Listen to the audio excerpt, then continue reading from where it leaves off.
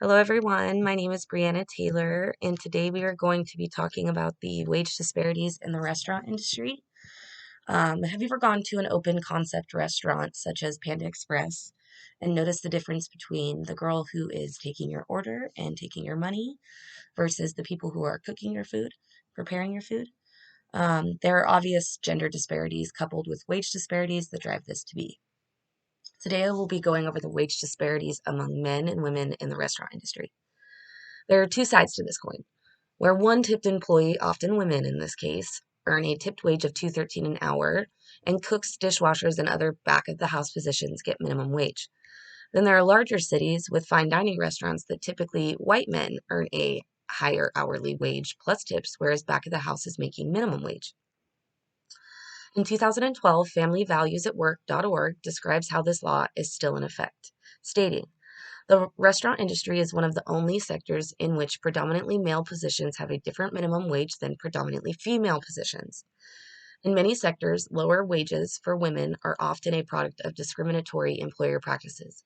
But in the restaurant industry, lower wages for women are also set by law. The law in question is the tipped minimum wage. How does this happen? Lobbyists for the National Restaurant Association, the same folks who are pouring money into attempts to defeat paid sick day initiatives, work behind the scenes to convince the House committees on education and workforce to exclude tipped workers from the bill increasing the minimum wage. According to minimumwage.org, and as of 2022, here in California, along with Washington, Alaska, Minnesota, Montana, Nevada, and Oregon, do not allow for this tipped minimum wage. Every other state does, however. I can speak firsthand on the disparities between the two. At times, I might be making seemingly more than our highest paid cook. But on the other hand, that cook gets consistent hours, scheduling, and doesn't get taxed on his paycheck the same way that I do. So during slow times, which happen randomly and throughout the year for sure, they're not as worried as I am.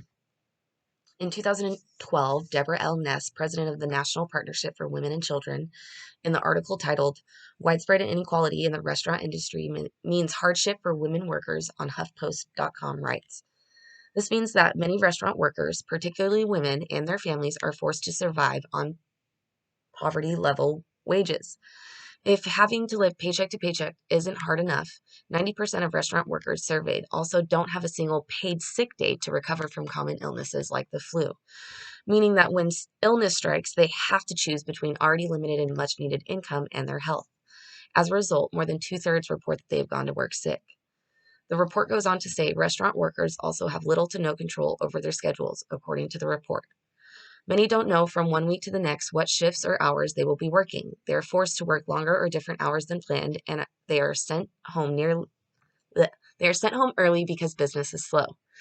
This unpredictability and income uncertainty would be challenging for any worker, but it can be especially difficult for women who have children and caregiving responsibilities. Now, on the other hand, in this article titled The Stark Racial Divide in Pay for Restaurant Workers by Alistair Bland of NPR.org, writes about the inequalities in fine dining restaurants in bigger cities like San Francisco in 2015, stating, white employees overwhelmingly fill the jobs of the heftiest salaries, while Latinos, Blacks, and other minorities occupy positions with pay closer to the poverty level. The divide is gender-based too. White men across the restaurant industry are paid on average in the U.S. roughly a quarter more than women, whether white or of color. One thing we can do as a whole is encourage our friends and family of any race or gender to apply to any position in the restaurant. One solution that seems to be across the board is to close the gap of the minimum wage of tipped employees.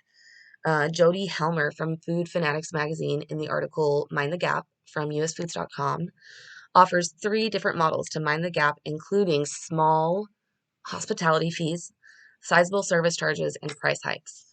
And that would basically make it to where everybody in the restaurant is making more of an equal pay. One thing I would also suggest to do specifically is next time you go to a restaurant, just tell your server, whoever, that you want to tip out the back of the house. You can also, I've seen it done, buy beers for the back. That's typically, let's just say 3 to 7 people, $3 to $4 a beer. And it's just a really nice way to give them a beer at the end of their shift. I've definitely learned a lot about what we can do as a country to help to help, mind these wage differences and disparities in the restaurant industry. Another tip I would say is to be gentle when dealing with anyone in the industry who has a thick accent.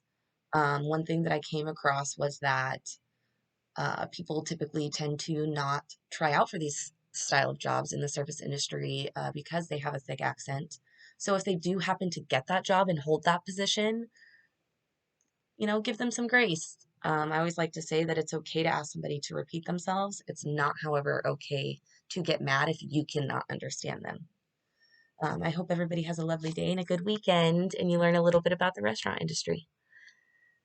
Thank you so much.